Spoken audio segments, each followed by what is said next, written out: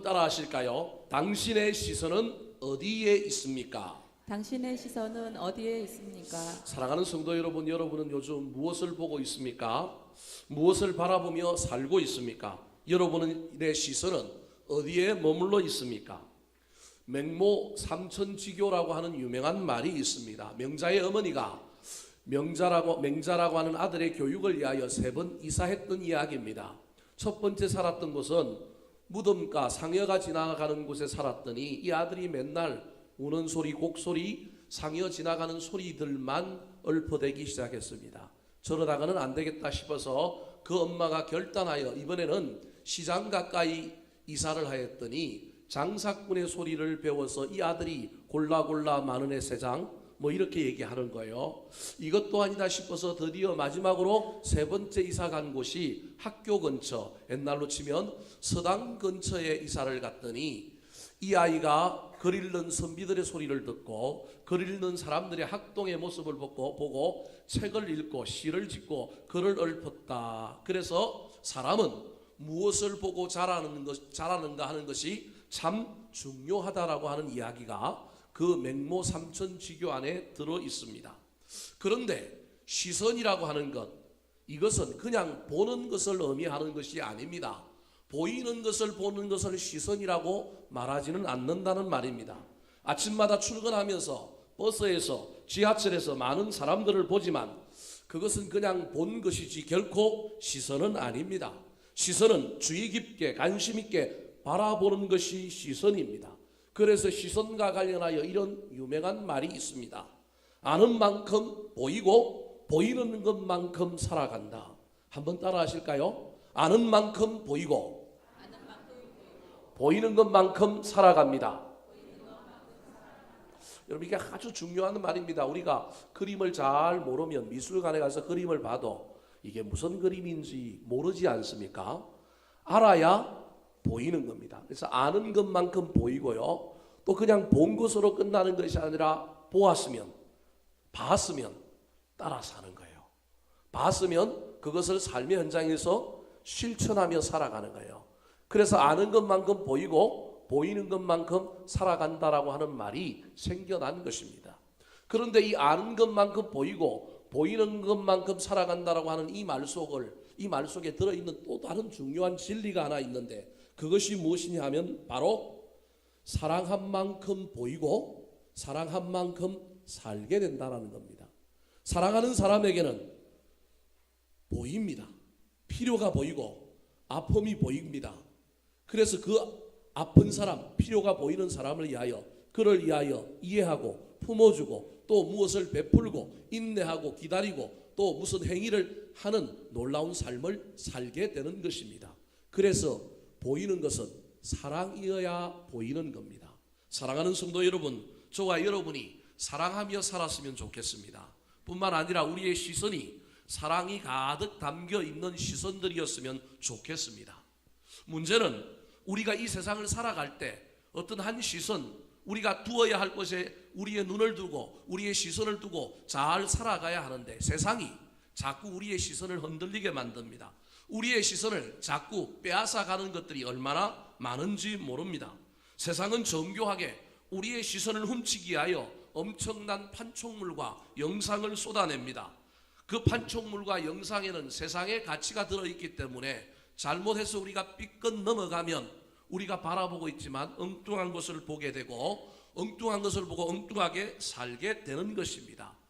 눈으로만 보는 것이 아니라 귀로도 보고 마음으로도 보는데 우리가 엉뚱한 소리, 다른 사람의 다른 모습 때문에 우리의 시선, 우리의 마음을 빼앗기게 되면 거기에도 좋지 못한 우리의 삶의 열매를 맺게 되고 실패와 비극이 일어나게 되는 것입니다.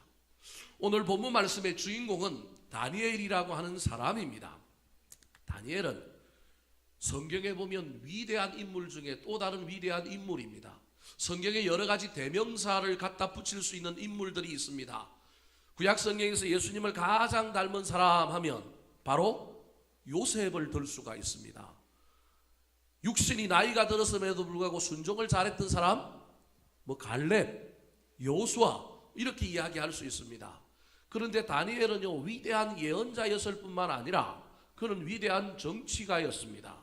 뿐만 아니라 그는 생활 속에서 그가 붙들었던 말씀, 그가 들었던 말씀을 붙들고 생활 속에서 실천하는 생활 속의 신앙인으로 아주 멋지게 살았던 사람입니다.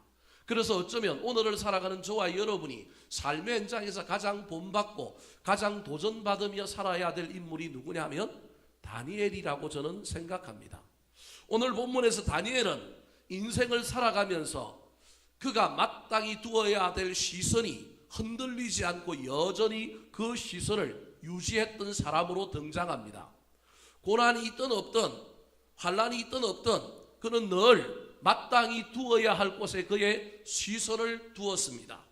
특별히 그는 오늘 본문에서 죽음의 길을 가는 고난과 환난의 길목에서도 여전히 이전부터 그가 가지고 있었던 시선, 이전부터 그가 바라보았던 그 시선을 거두지 않고 유지하고 있는 아름다운 사람으로 우리에게 보여지고 있습니다.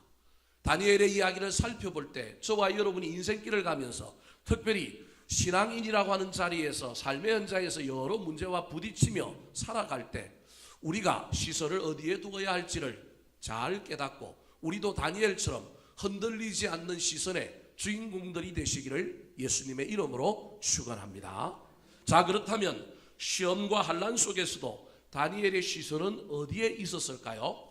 첫 번째 시선입니다. 따라 하시겠습니다. 예루살렘을 바라보았습니다. 예루살렘을 바라보았습니다.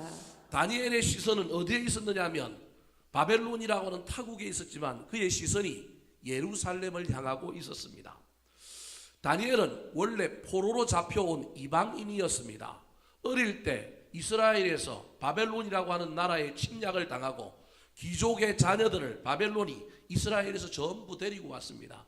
왜냐하면 그들이 남아있으면 다시 반란을 일으키고 독립을 할 가능성이 있으니 싹수를 아예 없애버리려고 그 당시 이스라엘의 위대한 귀족의 자녀들을 전부 붙잡아서 어디로 왔느냐 하면 바벨론이라고 하는 나라로 데리고 왔던 겁니다. 그러니까 노예 생활, 포로 생활을 했던 사람이 누구였느냐 하면 다니엘입니다. 그런데 노예였던 다니엘이 그곳에서 이민족이었지만 본토 민족하고 경쟁해서 지금 높은 위치에 오른 공직자가 되었습니다. 얼마나 높은 자리에 올라갔는지 한번 볼까요? 2절 말씀 같이 한번 읽어보겠습니다. 시작. 또 그들 중에 총리 셋을 두었으니 다니엘이 그 중에 하나이라. 이는 고관들로 총리에게 자기의 직무를 보고하게 하여 왕에게 손해가 없게 하려 함이었더라. 왕이 자기를 대신하여 3명의 총리를 세워 그 나라를 다스렸는데 그 중에 한 명이 누구였다고요? 다니엘이었다라는 거예요. 2명은 그 민족 사람이었을 가능성이 많습니다. 이방인인데 포로로 잡혀왔던 노예 출신의 한 소년이 자라서 이제 뭐가 됐느냐 하면 바로 총리가 된 겁니다.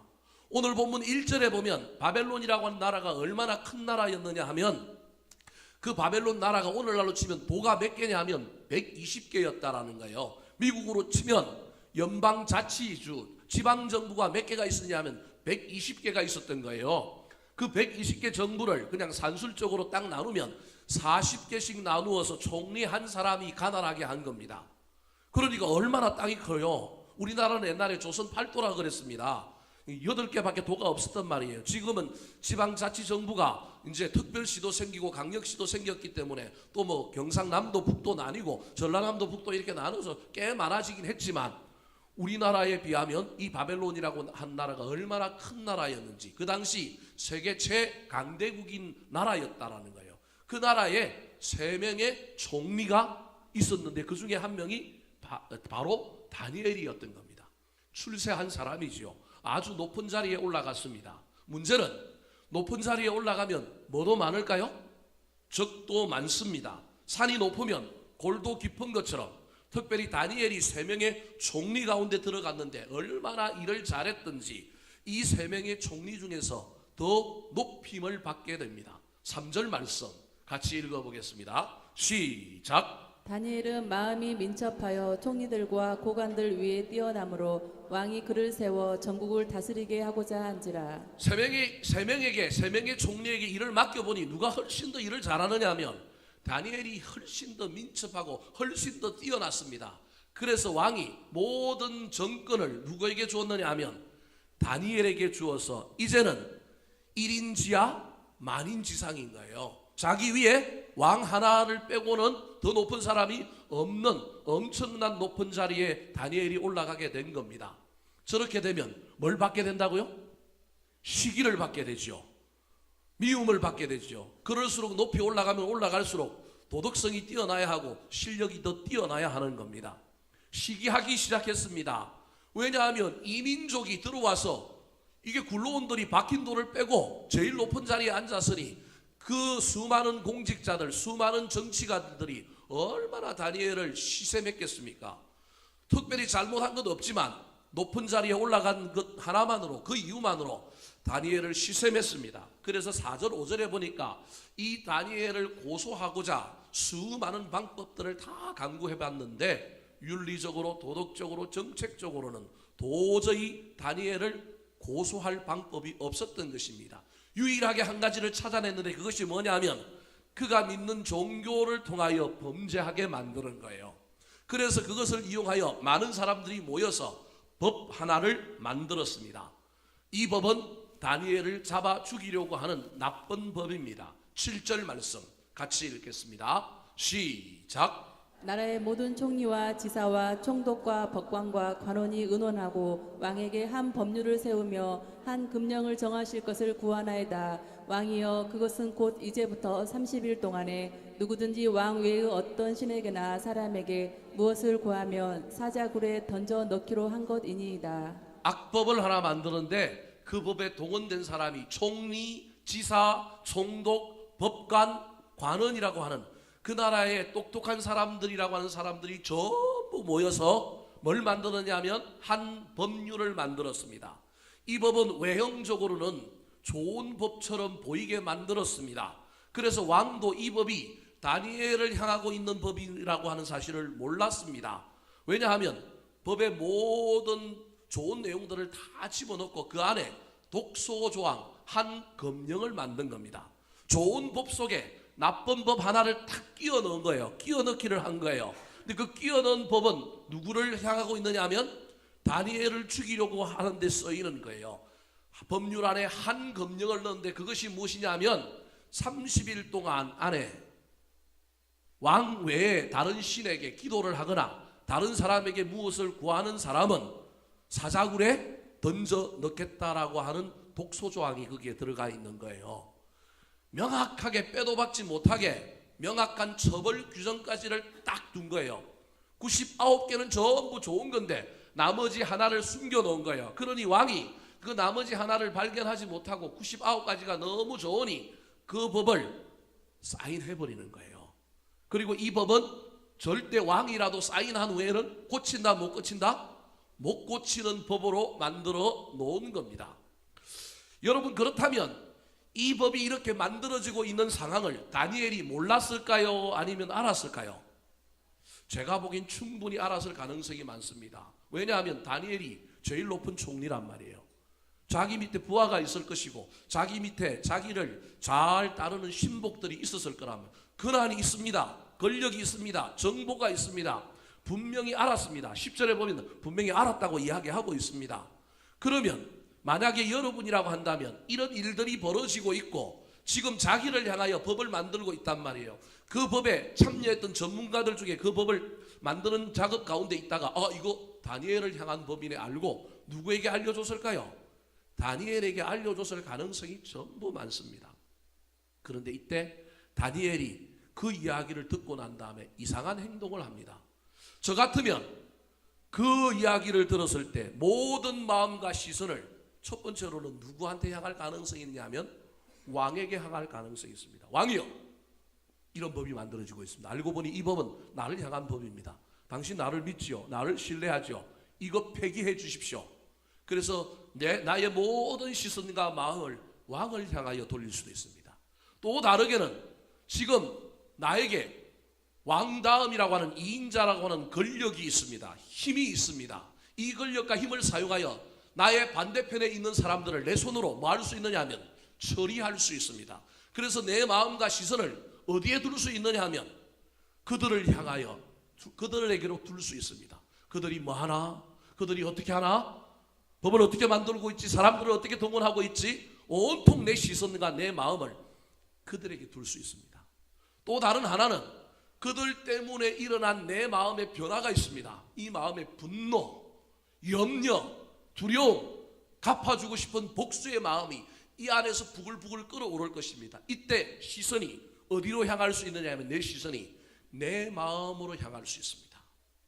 사랑하는 성도 여러분, 저와 여러분이 어떤 문제를 경험하게 되면 반드시 이런 큰 종류, 세 종류의 시선이 우리 앞에 다가올 수 있다는 사실을 기억해야 합니다. 나를 누가 도와줄 건가? 인간적으로. 내 반대편에 있는 사람이 뭐 하느냐? 그리고 내 시선이 누구한테 뺏기느냐 하면 내 마음에 빼앗겼어. 이러지도 못하고 저러지도 못하고 분노하고 속을 끓이고 18, 19이 올라오고 뚜껑이 열리고 이렇게 시선을 빼앗길 수 있습니다. 그런데 다니엘은 이 세 가지의 시선을 빼앗기지 아니하였습니다.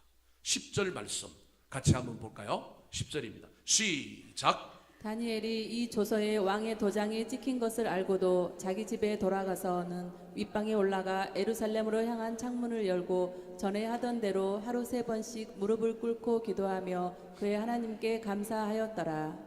그가 한 것은 자기 집으로 돌아가서 위층 다락에 올라가서 제일 먼저 한 일이 뭐냐 하면 예루살렘을 향하여 나 있는 창문을 열었습니다. 그리고 전에 하던 대로 무릎을 꿇고 하루에 3번씩 하나님께 기도하는 일을 멈추지 아니하였습니다. 분명히 왕의 의인이 찍혔습니다. 저 법은 왕도 어쩔 수 없이 실행되어야 합니다. 창문을 열면 사람들이 자기 기도하는 모습을 보게 됩니다. 그래서 잡혀갈 수 있습니다. 저 같으면 30일이라고 하는 경과 규정이 있으니 그 안에만 안 하면 됩니다. 그러면 30일 이후에 하면 돼요. 그래서 30일 동안은 좀 참았다가 그때 기도 못했던 거 30일 지나고 난 다음에 몇 배로 하면 되지 않겠습니까? 기도해도 안 들키면 되니까 골방에 들어가서 이불을 뒤집어 쓰고 뭐 하면 될까요? 기도하면 되지요. 그런데 다니엘이 그렇게 하지 않고 윗방에 올라가서 지나가는 사람들이 다 보이는 옥상에 올라가서 그것도 창문을 열고 안 열어도 될 창문을 열고 그렇게 기도하고 있었던 것입니다. 왜 다니엘이 이렇게 기도할까요? 굳이 기도를 꼭 예루살렘을 향한 쪽을 향하여 창문을 열고 기도해야 될까요? 우리 하나님은 무소부재하셔서 어디든지 계시기 때문에 그냥 어디든지에서도 기도하면 우리 하나님 다 들어주실 터인데 이런 위급한 상황에 악한 마귀가 무는 사자처럼 두루 돌아다니며 나를 죽이러 가는 이런 상황 속에서 내가 굳이 창문을 열고 그것도 옥상에 올라가서 사람들이 보라는 듯이 이렇게 기도해야 될까요? 충분히 타협하고 충분히 안 할 수 있음에도 불구하고 여전히 그는 그가 예전에 했던 시선, 그가 예전에 했던 그의 삶의 태도를 유지하면서 창문을 열고 기도합니다. 그렇다면 왜 다니엘이 예루살렘을 향한 창문을 열고 기도했을까요? 그것은 하나님의 약속을 붙들었기 때문에 그렇습니다. 단순히 예루살렘을 향하여 창문을 열었다는 것이 무슨 약속과 관련이 있을까요? 이 약속이 솔로몬이 성전을 제일 처음 건축하고 하나님께 기도했던 약속입니다. 구약에 능통했던 다니엘이 이것을 알고 있었기 때문에 그렇게 기도했습니다. 열왕기상 8장 48절 말씀 같이 한번 읽어볼까요? 시작. 자기를 사로잡아간 적국의 땅에서 온 마음과 온 뜻으로 주께 돌아와서 주께서 그들의 조상들에게 주신 땅 곧 주께서 택하신 성읍과 내가 주의 이름을 위하여 건축한 성전 있는 쪽을 향하여 주께 기도하거든. 자, 48절에 자기를 사로잡아간 적국의 땅에서, 이게 예루살렘 성전을 짓고 하나님께 봉헌할 때 솔로몬이 하나님 앞에 이 성전의 용도, 이 성전을 우리에게 주셨으니 이 성전과 관련하여 이런 건 들어주셔야 됩니다라고 기도하면서 많은 것들을 기도하는 가운데 특별히 우리가 전쟁하다가 포로로 잡혀갔던 민족, 백성들 중에 나라가 멸망한 건 아닐지라도 포로로 잡혀가면 그 사람들도 하나님의 백성인데 그 사람들이 저 타국 땅에서 기도할 때 이렇게 기도하면 들어달라는 거예요. 즉 사로잡혀간 적국의 땅에서 기도할 때 주의 이름을 위하여 건축한, 제 사진을 좀 지어주시겠어요? 성전이 있는 쪽을 향하여 주께 기도하거든. 저 말씀에 의지하여 지금 누가 기도하고 있느냐 하면 다니엘이 예루살렘을 향한 창문을 열고 기도하는 거예요. 구약에 나오기는 약속의 말씀을 내 말씀이다 생각하고 기도하는 거예요. 저와 여러분이 무소부재하시기 때문에 신약 시대를 살아가는 저와 여러분은 어디서 기도해도 하나님이 들어주십니다. 집에서 기도해도 들어주셔요. 여러분, 그럼에도 불구하고 저와 여러분이 주일날 왜 11시에 또는 뭐 9시에 왜 여기 모여서 예배를 드릴까요? 저것 때문에 그러는 거예요. 왜 우리가 새벽에 집에서 나 혼자 큐티하고 기도해도 되는데 그게 능력이 없다는 것이 아니라 왜 저와 여러분이 새벽에 새벽 기도에 교회 와서 기도할까요? 하나님은 무한하시지만 우리 인간은 유한하기 때문에 특별한 장소, 특별한 시간, 특별한 은혜가 필요한 존재이기 때문에 그렇습니다.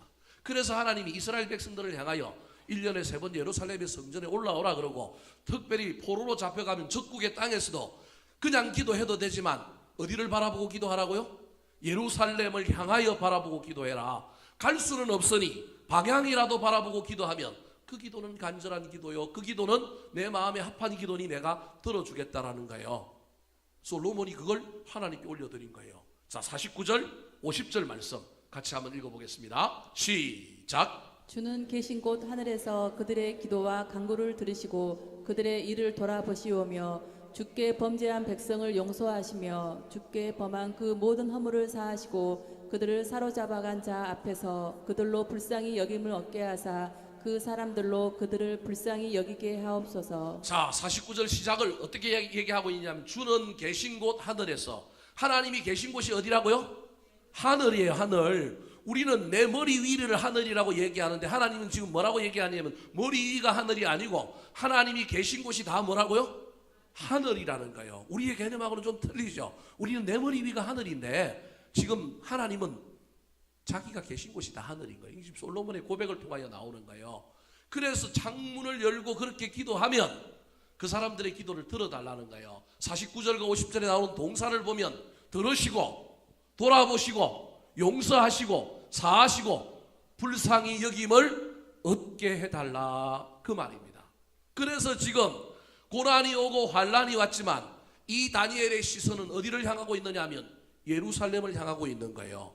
다르게 이야기하면 다니엘의 시선은 고난과 환란 중에서도 기도에 있을 뿐만 아니라 특별히 그의 기도에 무엇을 바라보고 있느냐 하면 약속의 말씀을 바라보고 있는 거예요.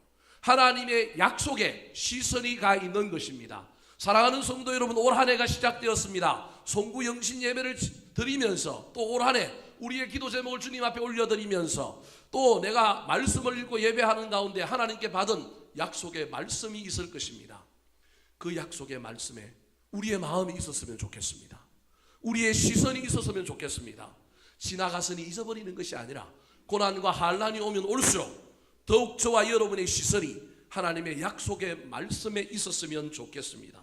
사랑하는 성도 여러분, 지금 저와 여러분의 시선은 어디에 있습니까? 혹시 인간적으로 나를 도와줄 그 누군가에게 우리의 시선이 있지는 않습니까? 다니엘은 왕을 바라보지 아니하였습니다. 혹시 저와 여러분이 나를 대적하고 나를 힘들게 하는 그 사람들을 예의주시하고 그들이 뭐하고 있느냐, 또 무엇을 꾸미고 있느냐, 그들을 바라보면서 마음을 끓이고 분노와 복수심을 불태우며 바라보고 있지는 않습니까? 아니면 고난과 환란 속에서 내 마음속에서 일어나고 있는 분노, 미움, 염려, 이것 때문에 온통 내 시선과 내 마음을 거기에 빼앗기고 있지는 않습니까? 눈을 들어 예루살렘을 향하시기 바랍니다. 하나님을 향하시고 기도하시고 특별히 약속의 말씀을 붙들고 나아감으로 말미암아 합력하여 선을 이루시고 복의 복을 더하여 주셨던 놀라운 역사가 저와 여러분의 남은 삶에도 흔들리지 않는 시선을 가진 자에게 주시는 그 놀라운 은혜가 임하게 되시기를 예수님의 이름으로 축원합니다. 두 번째로 다니엘이 가졌던 시선은 어떤 시선일까요? 따라 하시겠습니다. 응답보다 감사를 바라보았습니다. 응답보다 감사를 바라보았습니다. 다니엘은 그의 반대자들이 만든 그 조서에 왕의 직인이 찍힌 것을 알았음에도 불구하고 그는 그 조서에서 분명히 금하고 있는 일, 기도하는 일을 여전히 예전과 동일하게 했습니다. 그렇게 하면 사자굴에 던져져 죽는다는 것을 알았음에도 불구하고 그는 여전히 흔들리지 않는 시선으로 예루살렘을 바라보고 하나님의 약속을 붙들고 기도했습니다. 얼마나 위대한 모습입니까? 어제 저녁에 제가 설교를 준비하면서 제가 곰곰이 생각해 보았습니다. 시공간을 초월하여 내가 다니엘이라고 한다면, 내가 이런 상황이 나한테 펼쳐진다고 한다면 나는 다니엘처럼 기도할 수 있을까? 30일 참으면 되는데 하루에 3번 기도하지 말고 살짝 숨어서 뭐 하면 돼요? 한 번만 기도한다든지, 창문 열지 말고 이불 뒤집어 쓰고 지하실에 가서 살짝 기도하면 될 텐데 왜 다니엘은 저렇게 했을까? 만약에 나한테 다니엘과 같은 용기가 있는가 물어봤는데 힘든 거예요. 목사님, 저도 힘들더라고요.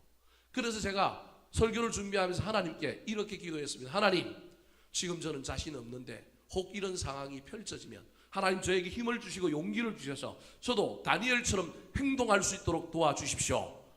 이렇게 기도해도 좀 괜찮아 보이지 않아요, 여러분? 이것만 해도 괜찮지 않아요? 근데 하나님 저한테 시비를 걸어오는 거예요.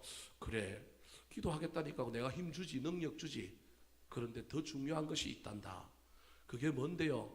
기도할 수 없는 상황 속에서 기도하는 것도 중요하지만 더 중요한 건 기도의 내용이란다.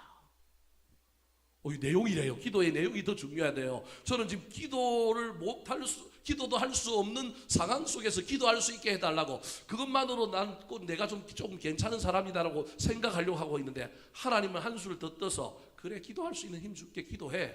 그런데 그때 기도의 내용이 문제라는 거예요. 그러면서 오늘 본문을 딱 보니까 다니엘이 기도한 것도 중요하지만, 죽을 줄 알면서도 기도한 것도 중요하지만 더 위대한 것은 그의 기도의 내용이었다라는 거예요. 그의 기도의 내용이 무엇이었습니까? 10절 말씀 다시 한번 읽어보겠습니다. 시작. 다니엘이 이 조서에 왕의 도장이 찍힌 것을 알고도 자기 집에 돌아가서는 윗방에 올라가 예루살렘으로 향한 창문을 열고 전에 하던 대로 하루 3번씩 무릎을 꿇고 기도하며 그의 하나님께 감사하였더라. 흔들리지 않는 기도의 태도를 보였던 이 다니엘이 그의 기도 가운데 그가 가지고 있었던 기도의 내용이 뭐였어요? 감사였습니다. 하나님께 뭐 하였더라? 감사하였더라. 충격입니다. 이건 지금 감사할 수 있는 상황입니까? 아니지요. 저 같으면 어떻게 기도했을까요? 하나님께 아마 땡깡을 부렸을 거예요. 하나님, 도대체 이게 뭡니까? 내가 얼마나 예수를 잘 믿었는데, 내가 얼마나 여기까지 이렇게 왔는데 나한테 복을 주시기는커녕 나한테 왜 이런 일이 일어납니까? 아니면 막 하나님께 나아가서 하나님께서 저 원수들을, 저 대적들을 당장 해치워 달라고 우리 하나님께 막 제가 하늘 보좌를 흔드는 엄청난 소나무 몇 뿌리 뽑듯이 그냥 기도했을 겁니다. 울분을 토해내면서 하나님, 저들을 죽여주십시오. 저들을 처리해 주십시오. 내 기도는 온통 원망과 불평, 청원과 간구였을 것입니다. 그런데요, 다니엘의 기도는 오늘 본문에 뭐라고 얘기합니까? 3번씩 무릎 꿇고 기도했는데 그의 기도는 뭐였다고요? 감사였대요. 원망도 아니고 불평도 아니고 청원도 아니고 간구도 아니고 뭐였느냐 하면 감사였다라는 겁니다. 정말로 놀랄 일입니다. 여러분, 어떻게 저런 일이 일어날까요? 저와 여러분의 삶에도 이런 놀라운 일이 일어났으면 좋겠어요. 저와 여러분도 이런 놀라운 일을 한번 경험해 봤으면 좋겠어요. 제가 그러면서 좀 생각을 해봤어요. 다니엘 하루에 몇 번 기도했다고요? 3번 기도했으니 제가 시편을 보니까 다윗의 기도가 이런 기도가 있어요. 다윗이 사울을 피하여 도망다니고 고난당할 때 하나님께 나아가서 다윗이 어떻게 기도했느냐 하면 처음에는 원망합니다. 처음에는 불평합니다. 처음에는 저 원수들을 죽여달라고 막 얘기합니다. 근데 지나고 나니까 기도가 지나면 지날수록 그 기도가 싹 바뀌었어. 그리 아니하여도 나는 평안하고 나는 기쁘고 하나님을 찬양합니다. 하나님을 감사합니다. 이게 시편에 나오는 다윗의 기도의 결말입니다. 여러분, 집에 가셔서 다윗의 시편의 많은 부분을 읽어보십시오. 그러면 처음에는 자기 상황 때문에 너무 힘드니까 막 하나님께 원망하고 불평하는 거예요. 여러분, 기도는 고상한 게 아니에요. 기도는 하나님께 뭐 하는 거라고요? 불평하는 거예요. 사람한테 불평하지 말고 하나님께 불평하세요. 여러분, 누가 밉잖아요. 그럼 그 사람한테 밉다고 말하지 말고 누구한테 와서 얘기하라고요? 하나님한테 저 인간이 미워요. 얘기를 하시라니까요. 근데 재미난 것은 하나님이 그렇게 우리가 원망을 쏟아내고 불평을 쏟아낼 때 세상을 바꿔주고 그 인간을 바꿔주는 게 아니라 누굴 먼저 바꾼다고요? 어떻게 그렇게 잘하세요? 이 나를 먼저 바꾸는 거예요. 하나님께서. 이런 놀라운 경험이 저와 여러분에게 있어야 돼요. 내가 바뀌고 또 다른 사람이 바뀌고 환경이 바뀌는 거예요. 그래서 저는 어떻게 생각했느냐 하면 이 다니엘도 오늘 본문에 다니엘의 기도의 과정을 자세하게 설명하고 있지는 않지만 하루에 몇 번 기도했대요? 3번 기도했으니까 아침에는 원망했을 거라고 생각했어요. 그 다음에 두 번째는 원망하다가 좀 마음이 풀렸다가 마지막 저녁에는 감사했다. 이게 제 나름대로 해석이에요. 성경은 그렇게 이야기하지 않는데, 왜냐하면 어떻게 처음부터 감사해요? 도무지 처음부터 감사하기가 쉽지 않으니 제 나름대로 핑계거리를 찾아야 되니까 찾아보니까 3번 기도했다 그러니 제가 그냥 추측을 해보는 거예요. 처음에는 원망하고 불평하다가 두 번째는 저 인간들 때려 죽여주세요 그러다가 하나님이 싹 마음을 바꿔주셔서 마지막에 뭐가 나타났다? 이건 누구 생각이다? 제 생각이라는 게 성경이 이렇게 얘기하는 게 아니고, 여러분 처음부터 감사하는 게 쉬워요, 어려워요? 어려워요. 정말로 어려운 겁니다. 그래서 다니엘이 위대한 거예요. 기도한다는 것도 어렵지만 그 기도 가운데 그가 감사하며 나아갔다는 것이 얼마나 어려운지 몰라요. 그렇다면 도대체 어떤 비밀이 있기에 이 다니엘이 감사할 수 있었을까요? 여러 가지 해석이 있을 수 있지만 요약하면 그겁니다. 하나님의 주권을 인정한 거예요. 하나님이 주인이다. 나에게 펼쳐지는 이 모든 일의 배후에 누가 있다? 하나님이 있다. 지금 내 눈에는 고난이요 문제이고 더디가고 내 인생이 막 실패한 것 같지만 이것을 통하여 하나님께서 합력하여 뭘 이룰 것이다? 선을 이룰 것이다. 지금 내 눈앞에는 원망과 불평의 상황이 나오지만 이걸 넘어서 시간의 먼 뒤안길 속에 하나님이 베풀어 주신 놀라운 은혜를 바라보는 믿음의 눈이 있었기에 그 눈으로 지금 뭐 하고 있는 거예요? 감사하는 거예요. 여러분, 믿음은 보지 못하는 것들의 실상이요 바라는 것들의 증거라고, 보지 못하는 것들의 실상이요 바라는 것들의 증거라고 하는 히브리서의 얘기가 바로 이런 거예요. 눈앞에 있는 것만 보는 것이 아니라 그 다음을 보는 거예요. 우리가 이 세상을 살고 있지만 천국을 보는 것처럼, 우리가 이 땅에 살고 있지만 부활을 보는 것처럼 저와 여러분의 신앙에 그 놀라운 안목이 필요한 거예요. 다니엘이 지금 고난과 문제, 여러분 자식들이 지금 쏙썩이죠. 힘들게 하죠. 그놈이 나중에 위대한 인물이 될 거라니까요. 그러면 감사할 수 있잖아요. 죄송한 이야기지만 제가 이래도 옛날에 청소년 시절에 껌 좀 씹어봤고요. 침 좀 뱉어봤거든요. 그런 시절을 보냈기 때문에 지금 목회할 때 도움이 많이 돼요. 그 당시에는 얼마나 그게 실패요 좌절이 있겠습니까? 근데 그것을 통하여 그것을 들어 써주시는 하나님의 놀라운 은혜를 경험하고 나니까 야, 감사하네. 내가 일반 대학을 갔던 게 감사하네. 내가 처음부터 신학교를 안 간 게 감사하네. 우리 엄마는 처음부터 제가 신학교 가기를 열심히 기도했거든요. 고등학교 졸업하고 바로 신학교 가기를.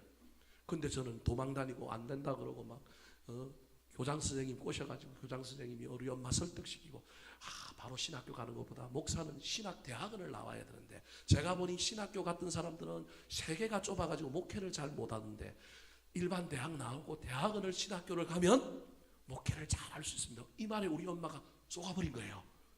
교장 선생님 말에. 그래갖고 저를 대학교 때 신학대학교를 안 보내고 일반 대학을 보냈어요. 그 바람에 제 개인적으로는 수많은 경험을 하게 되어 훨씬 더 이득을 본 겁니다. 그런데 우리 엄마의 입장에서 보면 그 시절에 그것만 딱 놓고 보면 이건 문제란 말이에요. 근데 그 뒤에 이것도 하나님이 하셨다. 이 일을 통하여 우리 하나님께서 합력하여 선을 이룰 것이다. 그 믿음이 생기면 원망이 아니라 감사가 나오는 거예요. 다니엘은 알 수는 없었지만 그 믿음이 있었던 거예요. 지금 저들이 나를 죽이려고 하고 이 모든 엄청난 일이 벌어지고 있지만 이 모든 일의 배후에 악한 마귀가 있는 것이 아니라 누가 있다? 하나님이 있다. 내가 사자굴에 던져졌지만 그 모든 일들을 통하여 하나님께서 역전시켜 주시고 반전시켜 주실 것이다. 그래서 오늘 본문 뒤에 보면 왕이 이 다니엘을 구원해 보려고 애를 쓰잖아요. 방법이 있나 없나 막 찾아보는데 그럴수록 반대편 사람들은 한번 와서 벌해달라고 이야기하고 또 오고 그러잖아요. 어쩔 수 없이 밀려서 왕이 다니엘을 사자굴에 던지라고 명령하면서 뭐라고 얘기해요? 16절에 보니까 너의 하나님이 너를 뭐 하시리라? 구원하시리라 그러잖아요. 여러분, 그 이방인의 왕에게서 이런 놀라운 말이 터져 나오는 거예요. 이걸 누가 알고 있느냐 하면 다니엘은 알고 있는 거예요. 사랑하는 성도 여러분, 기독교의 감사는 열매가 아니라 믿음의 씨앗입니다. 그래서 내가 감사할 거리가 있어서 열매로 감사하기보다는 먼저 믿음의 씨앗으로 감사를 심으시기 바랍니다. 하나님, 교통사고가 났는데 죽지 아니하여서 감사합니다.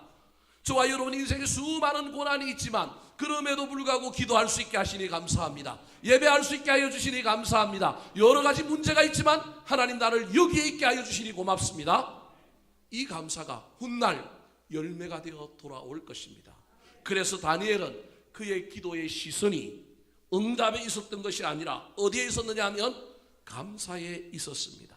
사랑하는 성도 여러분, 저와 여러분도 이 사실을 믿으시고 우리가 단순히 무엇을 소유하고 무엇을 누리고 무엇을 응답받아서 드리는 기복적인 감사가 아니라 어떤 상황 속에서도 부르신 곳에서도 흔들리지 않는 감사의 시선을 소유함으로 더 큰 은혜를 체험하고 더 큰 복을 받는 저와 여러분의 남은 신앙생활이 되시기를 예수님의 이름으로 축원합니다.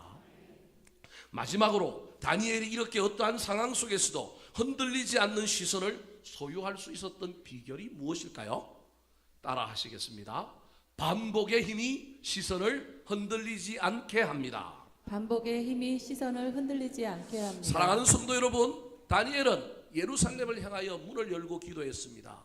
기도의 시선이 있었습니다. 하나님께 시선이 있었습니다. 특별히 하나님의 약속의 말씀에 시선이 있었을 뿐만 아니라 그의 기도의 내용에 간구나 청원과 원망과 불평보다는 하나님의 주권을 인정하고 합력하여 선을 이루실 것을 믿고 미리 감사의 씨앗을 심었습니다.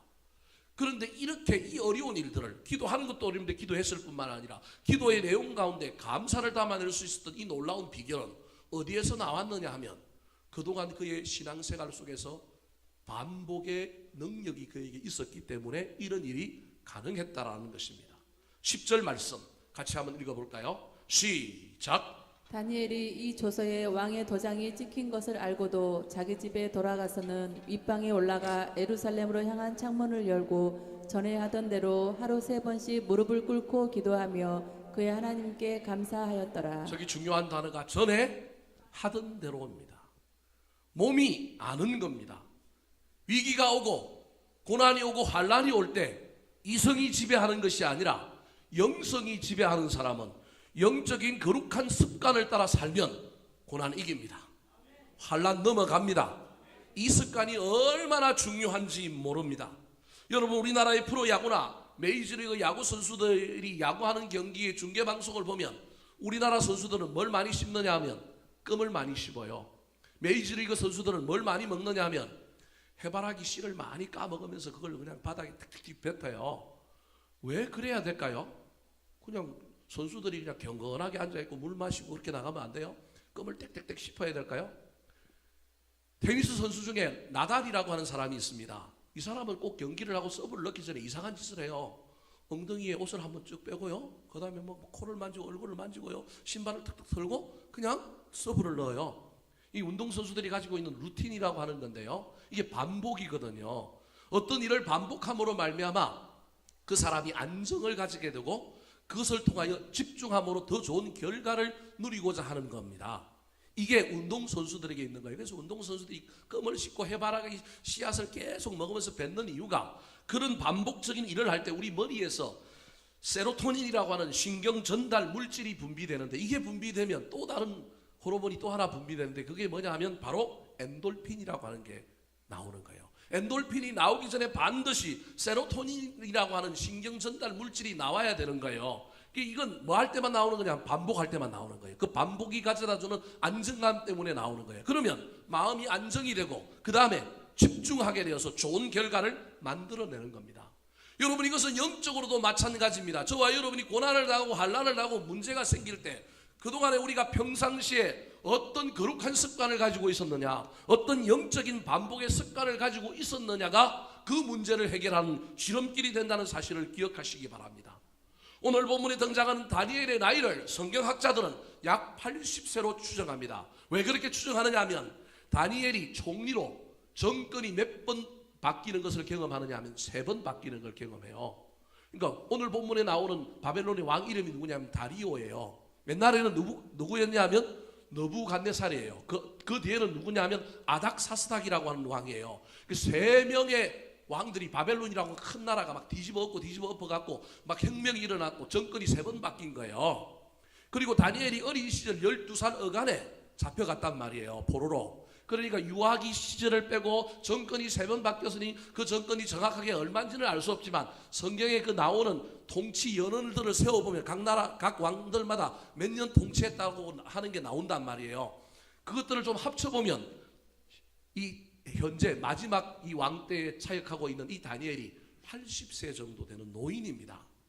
80세 되는 노인이 고난과 환난이 있다고 왔는데 뼈마디가 쑤시고 여러분 앉아있기도 힘든데 오늘 본문에 보니까 뭐라고 얘기하고 있어요? 전에 하던 대로 무릎을 꿇고 몇 번 기도하였더라? 3번 기도하였더라. 이게 쉬운 일이 아니라는 거예요. 육신이 불편한데도 불구하고 이 반복적인 거룩한 습관으로 통하여 고난이 오고 환난이 왔을 때 그가 무릎을 딱 꿇는 거예요. 영국의 유명한 목사님 중에 존 스토트라고 하는 목사님이 있습니다. 아주 유명한 목사님인데 이분이 한국에 3번을 왔는데 제가 2번을 모실 수 있는 기회가 있었습니다.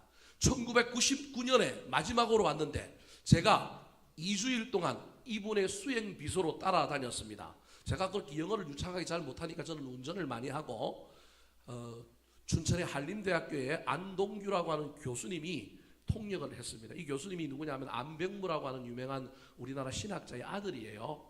그렇게 셋이서 이분을 모시고 전국을 다니면서 설교하고 뭐 이런 일을 했어요. 근데 이분이 요구하는 게 아주 겸손하신 분인데 요구하는 것이 딱 한 가지가 있습니다. 밥은 식탁이 있는 의자가 있는 곳에 가서 먹어야 됩니다. 불편한 거예요. 나이가 많으니까. 서양인들은 자식 문화가 이게 힘들잖아요. 무릎 꿇고 앉고 뭐 이렇게 하는 게 힘들잖아요. 양반다리 하는 게. 그래서 식당은 반드시 어디를 가야 되느냐 하면 식탁이 있는 곳에 가야 되는 거예요. 우리 한나의 어르신들도 식탁이 있는 곳에 가서 밥을 먹어야 되잖아요. 이게 불편하잖아요. 얼마나 힘들어요. 근데 이분이 재미난 건 그렇게 식탁을 고집하시는 분이 하루에 아침과 저녁에 숙소에서 꼭 예배를 같이 드리는데 미스터리 저를 불러요. 그러면 저는 뭐라고 부르냐면 그때 이제 엉클 존 저는 그렇게 얘기했는데 엉클 존 왜 그러십니까? 와이 그러면 우리 워십 예배하자라는 거예요. 그래서 자기 방에 초대를 해서 예배를 드리는데요. 이분이 신기하게도 그렇게 밥 먹을 때나 이럴 때는 꼭 소파나 또는 의자가 있어야 되는데 예배할 때는 뭘 하는 거예요? 무릎을 탁 꿇는 거예요. 이게 제가 감동인 거예요. 저게 영성이구나. 저게 겸손이구나. 저게 하나님을 대하는 태도구나. 그리고 예배 끝나고 나면 다리를 막 두드려요. 힘드니까. 그런데 예배 드릴 때 하루 2번 예배를 딱 드릴 때 되면 딱 그러는 거예요. 이분이 2주간 한국에 있으면서 하루를 자기가 온전히 자기의 취미생활을 할 수 있는 한 날을 비워달래요. 그날을 뭐 할 겁니까? 그랬더니 자기가 새를 엄청 좋아한대요. 새를. 그래서 새 구경을 가고 싶다 그러는 거예요. 그런데 인공적인 그런 게 아니라 진짜 자연에서 새를 보고 싶다 그래서 저기 철원하고 하천 사이에 비무장지대에 가서 새를 관측하는 기회가 있어서 국방부에 서류를 내고 경희대학교 윤무부라고 하는 교수님을 모시고 새를 탐방하는 데 따라갔어요. 12시가 딱 됐는데 이분이 하루에 3번 기도하는 거예요. 이 사람도. 이 존 스토트 목사님도 하루에 3번 기도를 하는 거예요. 12시가 됐는데 밥 먹자 그러는데 밥 먹기 전에 이분이 딱 그 풀밭에서 무릎을 딱 꿇고 한 5분 정도 기도를 딱 하는 거예요. 이걸 누가 봤느냐 하면 윤무부 교수가 본 거예요. 새 박사가. 이 사람은 교회를 다니시는 분이 아니에요. 근데 이분이 그 목사님이 무릎을 꿇고 풀밭에 앉아서 5분 동안 기도하는 딱 모습을 보고 압도를 당해버린 거예요. 난 크리스찬이 아닌데 당신의 그 모습을 보니까 너무너무 귀하고 너무너무 아름다운데 내가 영적으로 안정을 누리고 내가 좀 이렇게 좀 평안을 누리려고 하면 어떻게 해야 되느냐? 당신처럼 무릎 꿇으면 되느냐? 그러니까 아니라고. 뭐 해야 된다고요? 예수 믿어야 된다고. 이건 아니고 예수 믿어야 된다고 그 얘기를 하는 거예요. 여러분 이거 아무것도 아닌 것 같지만 이 영적인 자세 하나도 어디에서 나오느냐 하면 습관의 반복에서 나오는 겁니다. 사랑하는 성도 여러분, 저와 여러분의 시선이 특별히 고난을 만나고 환난을 만날 때 우리의 시선이 어디에 있느냐? 평소에 저와 여러분이 어떤 거룩한 습관을 가지고 있느냐에 달려있다는 사실을 기억하시기 바랍니다. 예배의 습관, 찬양의 습관, 거룩한 습관들을 가지시기 바랍니다. 그런데 재미난 건 우리 인간이 좋은 습관보다는 어디에 훨씬 더 경향성을 많이 띠느냐 하면 나쁜 습관에 훨씬 더 빨리 노출되고 경향성을 띈다는 사실을 기억하시기 바랍니다. 지금 저와 여러분에게 어떤 습관이 있는지를 잘 보시고 나쁜 습관들은 떨쳐버리시기 바랍니다. 원망과 불평의 습관이 있습니까? 비판과 비난의 습관이 있습니까? 버리시기 바랍니다. 그런데 그거 버리려고 억지로 애쓰지 마시고 여러분 좋은 습관을 기르면 나쁜 습관이 점점 떨어져 나간다는 사실을 잘 기억하여 거룩한 습관을 기르려고 애를 쓰시기 바랍니다. 피테르 파울 루벤스라고 하는 유명한 화가가 있습니다. 이 사람이 615년에 그림 하나를 그렸는데 사자굴 속에 있는 다니엘이라고 하는 그림을 그렸습니다. 저 그림입니다. 이 사람이 사자굴 속에 들어갔던 다니엘이 살아왔는데 어떻게 살아왔을까? 성경이 아무런 얘기를 안 해요.